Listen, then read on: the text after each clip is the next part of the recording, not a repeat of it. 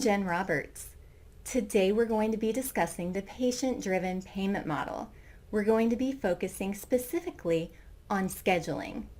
I would like to point out that the OBRA scheduling guidelines have not changed. So you're going to continue to complete the OBRA scheduled assessments per the RAI guidelines. October 1st, 2019, what is changing and what is the most favorite part of the patient-driven payment model for most coordinators is the fact that you're only going to have 2 required Medicare assessments. You're going to have the 5-day and the End of Medicare Stay. The 5-day assessment should have an ARD between days 1 through 8. The assessment should be transmitted 14 days after the ARD. The biggest change here is that you're only going to be completing 1 assessment that will set the rate for your entire Medicare stay. So it's very important that you receive all of the information you need from the hospital as soon as the resident enters the building.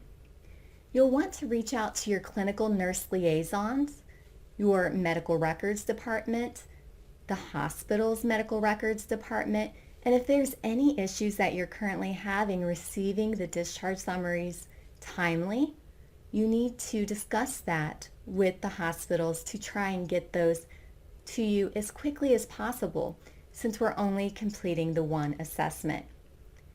The End of Medicare Stay assessment is going to be completed when the resident's End of Medicare Stay ends. So if the resident changes payer type or their Medicare stay ends, you're going to complete the End of Medicare Stay with an ARD of the last covered day of Medicare. The variable per diem adjusts your Medicare rate based on the resident's length of stay. The patient-driven payment model has 6 case mix components. We have physical therapy, occupational therapy, speech therapy, nursing, and the non-therapy ancillary. Finally, you have your flat rate. In the area of physical therapy and occupational therapy, the facility will receive a 2% reduction in the Medicare rate beginning on day 21. Every 7 days thereafter, the Medicare rate will be reduced by another 2% until the end of the Medicare stay. In the non-therapy ancillary, on days 1, 2, and 3, you will receive 300% of that rate. And day 4, through the resident's length of stay, you will receive 100% of that rate. So you'll be receiving 300% of the non-therapy ancillary, which can help provide for the more expensive medications that you might have and more resources that your staff is providing days 1 through 3. The Intermittent Payment Assessment. This assessment is to be completed when the facility resources increase for a resident. The Intermittent Payment Assessment should only be completed for payment purposes. CMS is not giving us any guidelines for this. They are letting the facilities write their own policies, so you want to ensure that you have a policy in place. Prior to completing the intermittent payment assessment, you want to ensure that it's going to be beneficial. So look at your 5-day and see what areas you were receiving reimbursement for, and ensure that when you complete the intermittent payment assessment that it actually increases your reimbursement. The IPA will not reset your variable per diem. So that resident will stay in whatever length of stay day they are on, and it will not reset that variable per diem. So just ensure that it makes sense to complete that IPA. Also know that you cannot combine the IPA with any other assessments. So it has to be completed standalone. If you have a resident who develops a wound in your facility, you still need to complete that significant change assessment for the OBRA guidelines. However, an IPA may not be necessary. So really focusing on the resources you're providing and ensuring that You do not combine those assessments. The last assessment that I would like to discuss is the discharge assessment.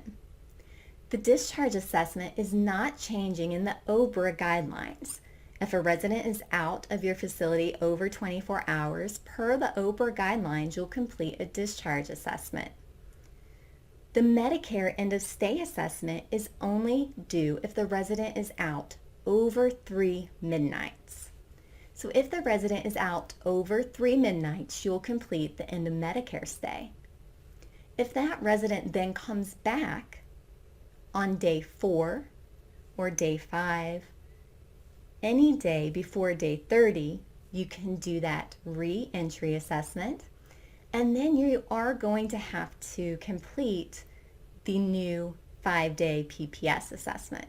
That is going to reset your variable per diem. So in the non-therapy ancillary portion, you will receive that 300% increase in your Medicare rate for days 1, 2, and 3. And then in physical therapy and occupational therapy, you'll receive that 2% reduction on day 21 and then every 7 days.